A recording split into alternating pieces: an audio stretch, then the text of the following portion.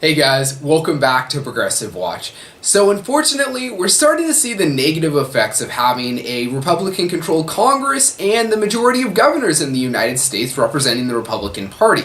In fact, 31 governors represent the Republican Party, and unfortunately, so does Arizona. The state legislator as well as the governor are Republican, and we're seeing the negative effects. Coming from the Common Dreams, Arizona's governor signed an extreme abortion restriction bill on Monday, which women health advocates say effectively writes medical malpractice into law. The new law, which passed the state's Republican-controlled legislature last week, requires that doctors tell women that drug-induced abortions can be reversed.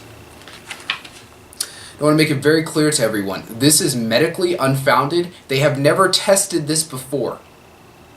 They have never tested this, not once.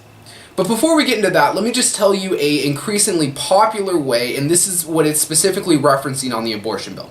So a popular way to induce an abortion now is to take two pills.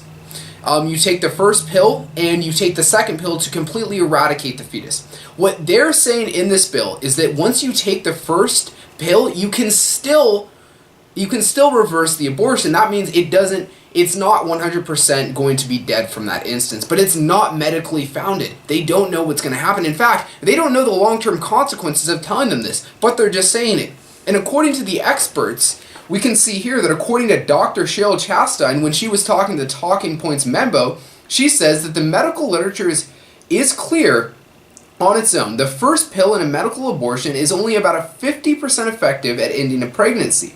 But what doctors don't know is what the large dose could do if you only have one pill to the baby. We don't know the long-term effects of, let's say, having long-term effects such as Down syndrome on the child. So here's what we don't know. We're opening up a dangerous, slippery slope right here.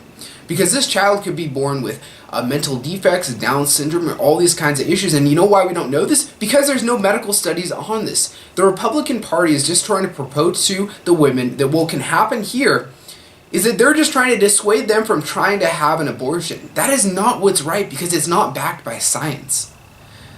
They're trying to give them false hope, and this hope can lead to them losing their child when they think they still have a child within them, and being born with a child that's going to give them a burden for the rest of their lives. That's not something that the United States should stand for because it's putting them in a very bad position.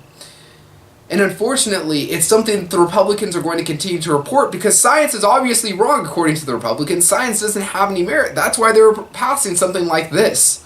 And that's why we cannot have a Republican-controlled legislature at any capacity. This is essentially opening a Pandora's box, and I'm really hoping that the Arizona legislators, in addition to the governor, see that this is a horrible piece of legislation that they should reconsider it. Much like the Indiana piece of legislation, I hope that they reconsider it and realize that this is terrible. Thank you so much for signing on, guys. Have a wonderful day.